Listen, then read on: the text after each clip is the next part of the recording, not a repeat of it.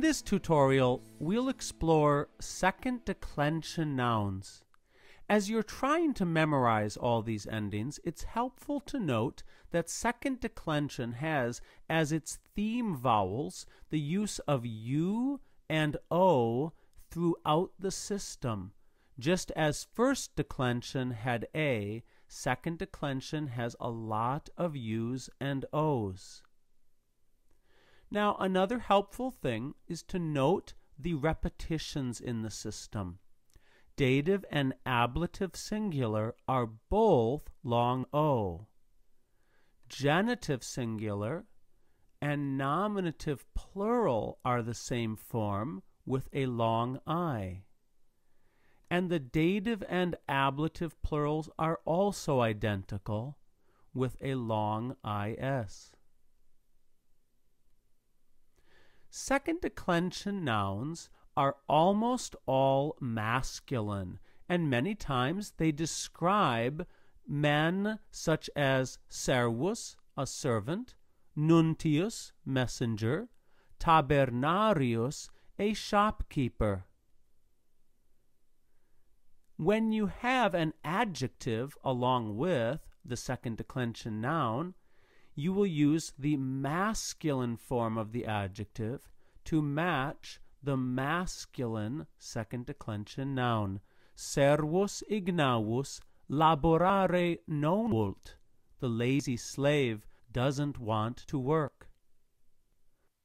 There are a few interesting exceptions to the rule of second declension being masculine.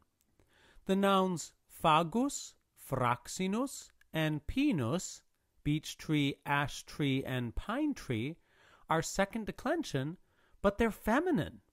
And so in the sentence, pinum altam vidi, I saw a tall pine, you would use a feminine adjective with this second declension noun.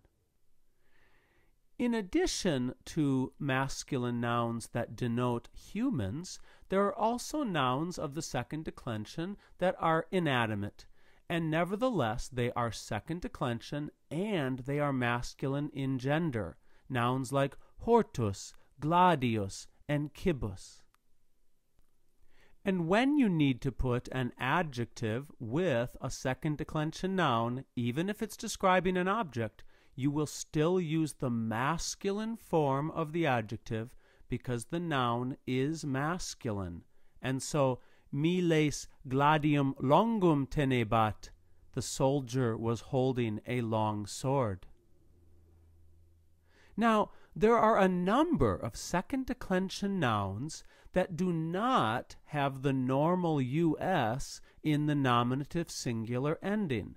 These nouns, all ending in R, for instance, wir, man, puer, boy, and liber, book, do have normal second declension endings everywhere else in the system. Now, there are also second declension nouns that are neuter. Neuter means that it is neither masculine nor feminine.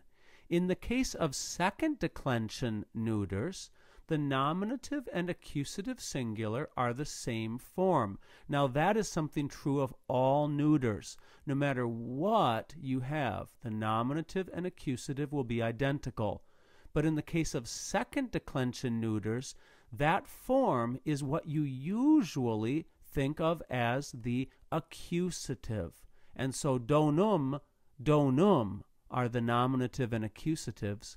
And then the plural of a neuter is always an A.